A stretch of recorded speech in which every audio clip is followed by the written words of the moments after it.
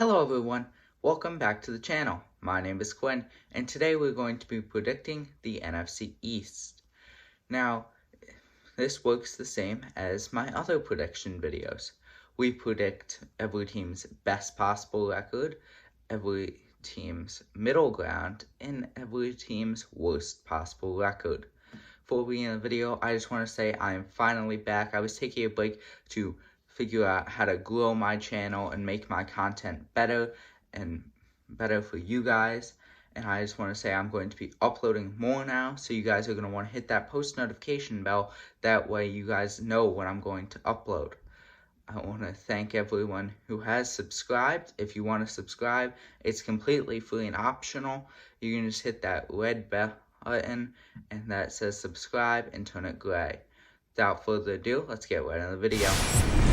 Finishing in fourth place, I think we're the Philadelphia Eagles. The Eagles are really still in rebuild mode. I feel like their best record really won't happen, and I don't really think their middle will either. I feel like their worst record would be what they get. But let's go over what they best could do. They could go 9-8. They have some pretty easy teams on their schedule. They have the Falcons, the Panthers, but they also have some very tough teams like the Niners, the Chiefs, and the Buccaneers. In division, I think they will lose both their games to the Cowboys and Washington football team while splitting with the Giants. I think they may be able to upset a team like the Chargers if they play their best football. Now, for the middle, I have them at 7-10. I feel like they really won't upset a team like the Chargers. Maybe they don't win against the Saints, but they still lose both their games to the Washington football team and Dallas Cowboys while still splitting with the Giants. And then as a worst, 6-11. I feel like they don't even upset a team like the Denver Broncos.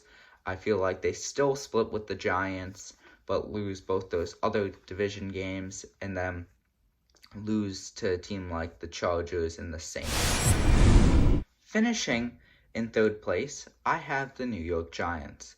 The New York Giants have a solid team, but it's still not great. They don't have any X factor at the quarterback position, as Daniel Jones, I really feel like, is just a pure copy of Eli Manning. He's just not as good.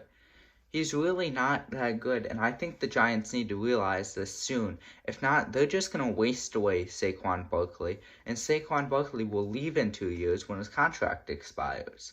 Now for the record. At best, I have them at 10-7.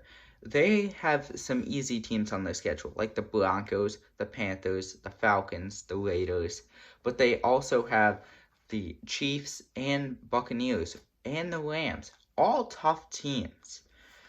Now, I feel like they could possibly win against a team like the Saints, but still lose against the division rivals, the football team and the Cowboys, and they would win both against the Eagles. Middle ground, maybe they don't win both games against the Eagles, as I have them finishing 9-8. They may just split. And then for worst, 7-10. They may not upset a team like the Chargers that they have on their schedule, but I still feel like they would split against the Eagles and lose both against the other two division opponents. Finishing in second place, we have the Washington football team. The Washington football team has an excellent defense, but that offense will only go as far as Ryan Fitzpatrick takes them. I feel like as a best, they can go 11-6. They have a harder schedule than the rest of the division, as they won their division last year, so they have that 17th game with the Buffalo Bills in week 3, which I feel like they will lose, as Bills have that high-power offense. But the Washington football team, their defense may be able to slow down the Bills. Now, in terms of in-division, they split with the Cowboys, win again both games against the Eagles and Giants, and they upset teams, well, I don't even think it might be an upset, but they beat the Chargers, they beat the Saints. As the Saints, I really don't think are a good team this year, but you'll find out next time when I talk about the NFC South. Now, 9-8 as their middle.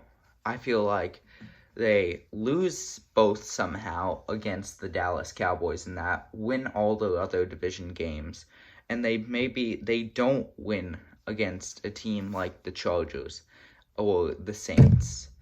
Now, 8-9 as their worst, that's still a good record for them. That offense, if that offense explodes, they're at that 11-6 easy. But if that offense is sluggish, they're at that 8-9 like we have here. Finishing in first place, I think we have the Dallas Cowboys. I'm probably going to regret this decision, and I'm probably going to regret what I picked each team to be as the middle and such, because this team is notorious named the Toilet Bowl for how bad it is. Now, for the Dallas Cowboys, their best, 14-3. They lose their 3 losses: Tampa Bay, Kansas City, and the Arizona Cardinals.